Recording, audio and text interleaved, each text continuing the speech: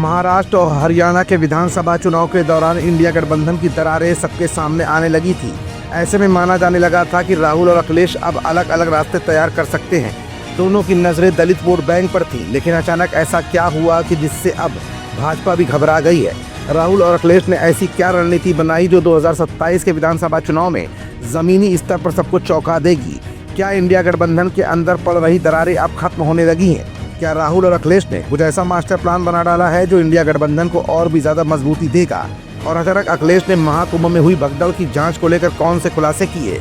ये कुछ ऐसे सवाल है जिनका जवाब अपनी आज की इस रिपोर्ट में हम आपको दिखाएंगे भी और बताएंगे भी। दरअसल उत्तर प्रदेश के पूर्व मुख्यमंत्री ने भारतीय जनता पार्टी पर हमला करते हुए आरोप लगाए कि वो वक्फ संशोधन कानून के जरिए माफियाओं की तरह जमीन हड़पने की कोशिश कर रही है। यूपी के पूर्व सीएम अखिलेश यादव ने प्रेस कॉन्फ्रेंस कर कहा, 2027 के विधानसभा चुनावों में पीडीए यानी पिछड़ा, दलित और अल्पसंख्यक राज्य से भाजपा को उखाड़ फेंकेगा। जब उनसे इंडिया गठबंधन के बारे में पूछा गया तो उन्होंने दोहराया कि इंडिया गठबंधन है और रहेगा। उन्होंने कहा, भाजपा वक्फ संशोधन कानून लेकर आई है ताकि वो जमीन छीन सके। जहां भी उन्हें जमीन दिखती है वो उस पर कब्जा कर लेते हैं। उन्होंने भाजपा को भूमाफिया पार्टी करार दिया। अखिलेश ने सत्तारूढ़ पार्टी पर नोटबंदी और जीएसटी के जरिए लोगों का पैसा छीनने और आरक्षण के अधिकार को कम करने का आरोप लगाया।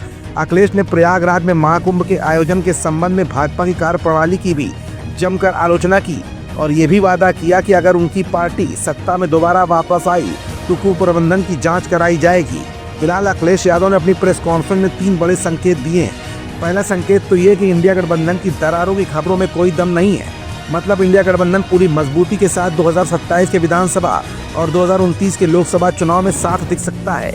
दूसरा ये कि वक्फ संशोधन बिल को लेकर सरकार की जमीन हड़पने की नीयत को अखिलेश ने मीडिया के सामने दोबारा दोहराया है। और तीसरा ये कि महाकुंभ में प्रबंधन की जांच अखिलेश अपनी सरकार में जरूर करवाएंगे। फिलहाल अखिलेश के दामों में कितना दम है ये तो बात की बात है, लेकिन अखिलेश की इस प्रेस कॉन्फ्रेंस में सबसे अहम बिंदु इंडिया गठबंधन की मजबूत एकता भाजपा को हैरान और परेशान करता दिख रहा है।